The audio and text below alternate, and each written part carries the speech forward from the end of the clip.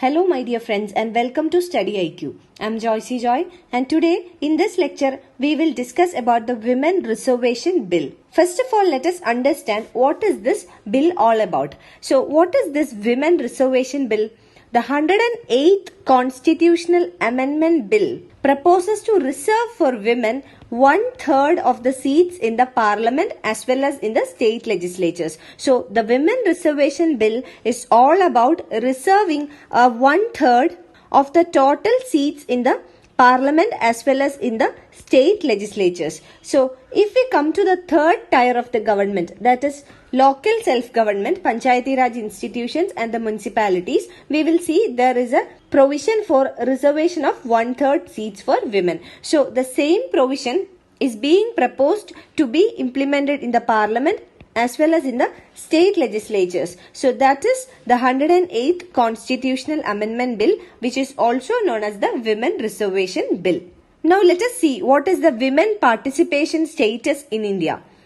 According to the 2011 census, India has 586.4 million women population. So this is the population of women in India. And this is out of a total of 1.21 billion population. And among this 586.4 million women, which comprises of the women population in the country, 260.6 million women have exercised their right to vote or franchise in the Lok Sabha elections in the year 2014. This is according to the Election Commission's report.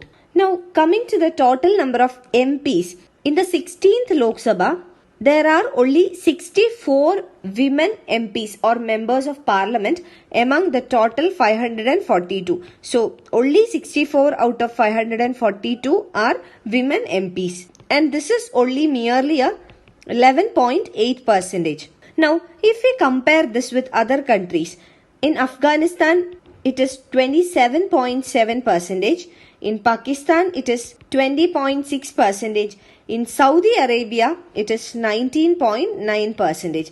Now, these are all Muslim countries or Islamic states. So, even in these countries, there is a higher political participation of women in legislature or in the law-making process. Now, if we compare India with those countries, we have merely 11.8% women MPs in the Lok Sabha or the lower house. Now, if we understand the gender performance of the country, in the Gender Development Index, the rank is 132. In the Gender Equality Index, the rank of the country is 127.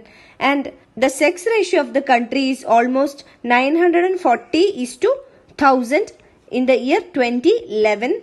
And this is one of the lowest sex ratios in South Asia. So, compared to other countries in South Asian region, we have the almost lowest of the sex ratio. And the gender ratio on the electoral rolls is also around 800. So from this we understand that the gender performance of the country is also comparatively poor or lower. Now let us understand why do we need such a bill in order to give more political participation to women or in order to ensure that there is more women participation in the law-making process or in the political system. Why there is a need for it? First of all, it will create more representation of women in the political system and also in the law-making process. So, when there is more representation of women in the political system or in the law-making, what happens? This will eliminate the systemic biases and the structural barriers that keep the girls or the women aside. For example, in the gender-biased violences, a more effective law can be implemented because women representatives will know more about it. Women representatives can initiate better laws. Now again another example, women's sports teams are underfunded. So this issue can be solved if there is more women participation or representation in the political system or in the law making. So such type of systemic biases and also structural barriers can be eliminated effectively. This will also help in designing better laws that will encourage better education for girls. It will also secure financial independence and formal employment for women. So, financial independence and more employment generation for women can be initiated by this women representatives in the parliament and in the state legislatures.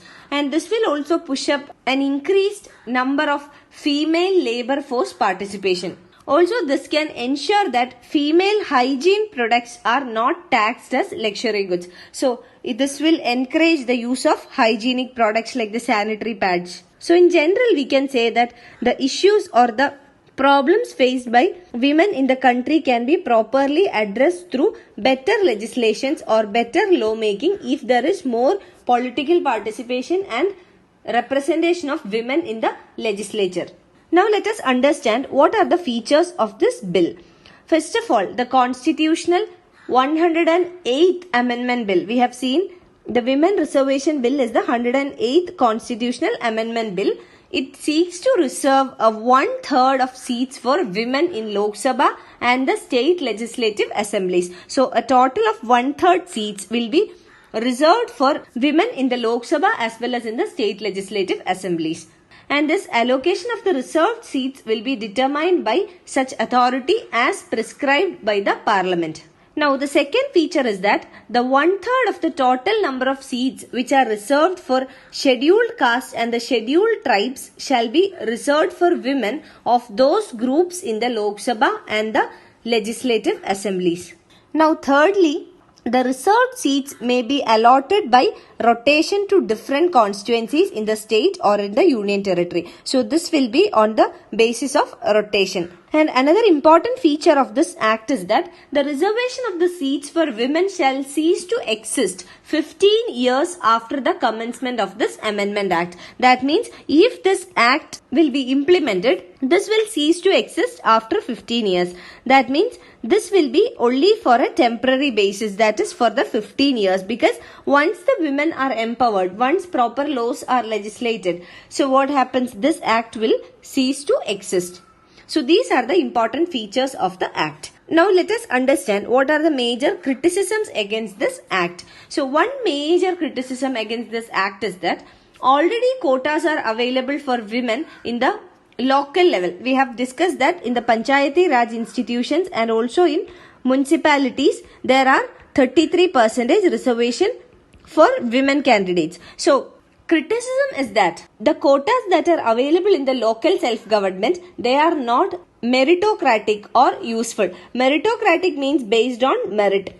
Secondly, it is not useful or they have not proved to be efficient. And the criticism goes like this: women in politics are simply the representatives of the men who would have been in politics. That means the wives or daughters of the male proxies. So this is the major criticism. When we learn about Panchayati Raj institutions, we have learned that there is an issue of proxy representation. That means because there is a 33% reservation, the female candidates get elected. But in reality, they do not exercise the power. The male counterpart, the husband or the father, would be exercising the power. It is very common in many states. For example, in UP, it is known as Pradhan Padi. In other states, it is also known as Sarpanch Padi, etc. So, this issue of proxy representation is very prevalent in the local self-government. So, the same can happen with the parliament and also with the state legislatures. So, this is one criticism against such a bill. Now, let us also understand what are the challenges in women participation. There are mainly two challenges. One is obstacles in political empowerment, like the registration as a voter, actual participation in voting, contesting as a candidate. These are all obstacles in the political empowerment. And the second challenge is the lower voter turnout. And the lower voter turnout is a result of various factors like concern for personal security or dependence on the approval of family elders like a father or husband, lack of basic facilities like toilet. So these are all some of the reasons there is lower voter turnout among women. Now, what is the solution or what has to be done with the Women Reservation Bill?